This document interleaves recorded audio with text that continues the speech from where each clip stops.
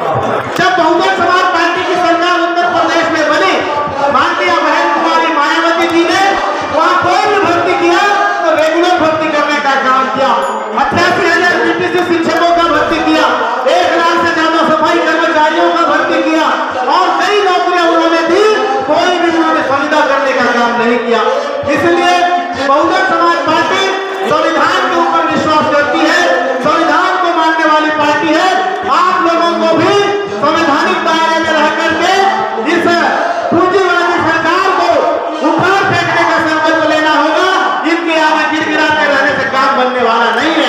करते हुए मैं हेमंत कोयाम, बहुजन समाज पार्टी छत्तीसगढ़ प्रदेश अध्यक्ष, आप जो अनियमित जो संविदा कर्मचारी लोग का हड़ताल चल रहा है पूरा, ये सभी आंदोलन को और आपकी जायज मांगों को समर्थन करने के लिए हम लोग हमारे साथियों के साथ आए हैं और बहुजन समाज पार्टी आपके साथ खड़ी है।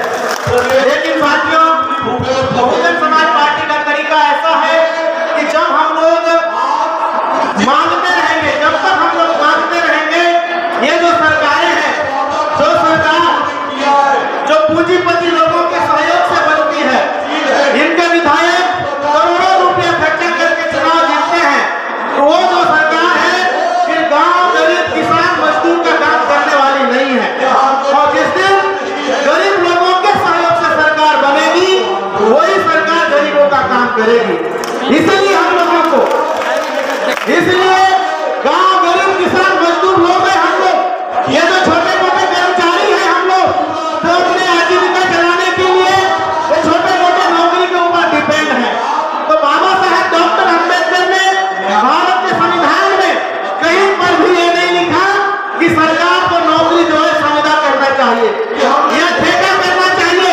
ये भारत के संविधान में प्रावधान नहीं है। इसलिए बहुजन समाज पार्टी का ये मानना है, ये ठेका प्रथा बंद होना चाहिए, संविदा प्रथा बंद होनी चाहिए। ये संविदा जैसे चीज का नामो निशान मिटा देना चाहिए। कोई भी भर्ती होनी चाहिए, रेगुलर भर्ती होनी चाहिए। जब बहुजन समाज पार्टी की सरकार उत्तर प्रदेश में बनी, माननीय बहन कुमारी मायावती जी ने वहां कोई भी भर्ती किया तो रेगुलर भर्ती करने का काम किया। 88,000 बीटीसी शिक्षकों का भर्ती किया, 1,00,000 से ज्यादा सफाई कर्मचारियों का भर्ती किया और कई नौकरियां उन्होंने दी। कोई भी उन्होंने संविदा करने का काम नहीं किया। इसलिए बहुजन समाज पार्टी संविधान के ऊपर विश्वास करती है, संविधान को मानने वाली पार्टी है।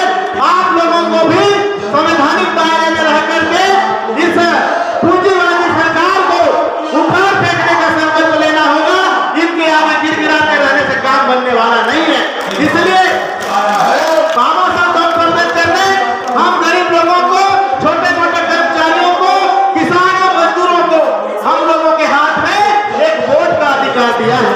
ये वोट का अधिकार हमारा वो इतना बड़ा अधिकार है जिससे बड़े बड़े लोग भी हमारे पीछे चलने के लिए मजबूर होंगे।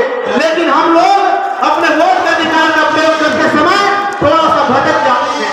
गांव-गांव में जाकर के ये कांग्रेस और बीजेपी के लोग हमारे गरीबों को, किसानों को, मजदूरों को लालच देने का काम करते हैं, दारू पिलाने का काम करते हैं, साड़ी कंबल बिछिया पायल बांटने का काम करते हैं और लालच दे करके ये लोग अपनी सरकार बना लेते हैं। और इन सरकार बनने के बाद में इनकी जो पॉलिसी है, इनकी जो नीति है, वो पूंजीपतियों के हित में रहती है, गरीबों, किसानों, मजदूरों और छोटे कर्मचारियों के हित में इनकी योजना नहीं चलती है। और ये कांग्रेस की सरकार, कांग्रेस पार्टी ने चुनाव के समय में घोषणा पत्र में वादा किया कि हम कैसे ही सरकार बनाएंगे, 10 दिन के अंदर आप लोग की मांग पूरा होगा। लेकिन ये बीजेपी जिस तरह से धोखा देने वाली पार्टी है, उसी तरह से कांग्रेस भी धोखा देने वाली पार्टी निकली। और आज आप लोगों के बीच में बीजेपी के नेता आकर के भाषण दे रहे हैं, जिन्होंने 15 साल तक छत्तीसगढ़ में काम किया, सरकार बनाने का काम किया। उन्होंने संविदा कर्मचारियों को नियमित नहीं किया, उन्होंने निकायों को नियमित नहीं किया, शिक्षा कर्मियों के ऊपर लाठी चलाने का काम किया, डंडा चलाने का काम किया और आज यहाँ पर आकर के हरियाली आंसू बहाने का काम कर रहे हैं। इसलिए आप लोगों को कहना है कि ये कांग्रेस नागनाथ है और बीजेपी सांपनाथ है। ये नागनाथ और सांपनाथ से आप लोगों को सावधान रहने की जरूरत है। ये लोग चुनाव के समय में चिकनी चुपड़ी बांटने के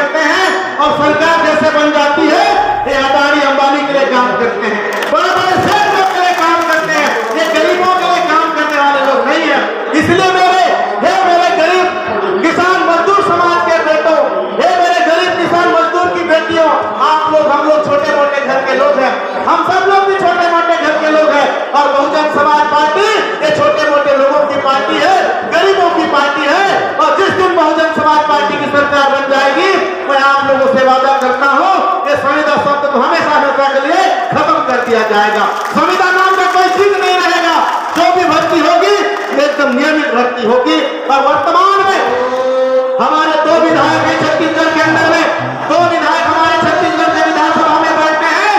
आप लोगों की लड़ाई में सड़क से लेकर के सदन तक की लड़ाई बहुजन समाज पार्टी आपके साथ लड़ाई में शामिल रहेगी।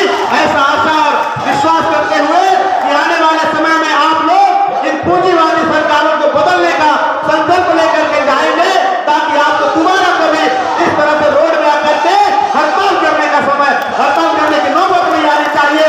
ये बहुजन समाज पार्टी आपसे वादा करती है और निश्चित रूप से बहुजन समाज पार्टी आपकी इस लड़ाई में कंधे से कंधा मिला करके आपके साथ खड़ी है। यही आशा विश्वास करते हुए आप लोगों ने हमको यहाँ पर मंच दिया, हमारी बातों को ध्यान से सुना, इसके लिए बहुत बहुत धन्यवाद अदा करके अपनी बात को विराम देता हूँ। और क्योंकि इस देश का संविधान हमारे लिए सर्वोपरि है, बाबा साहब अम्बेडकर ने लिखा है, इसलिए हम लोग संविधान को मानने वाले लोग हैं और अपना नारा हम लोग जय भीम का नारा लगाते हैं। इसलिए मैं एक बार आप लोग से कहना चाहता हूँ, मेरे साथ नारा लगाएंगे, जय भीम, जय भीम। धन्यवाद।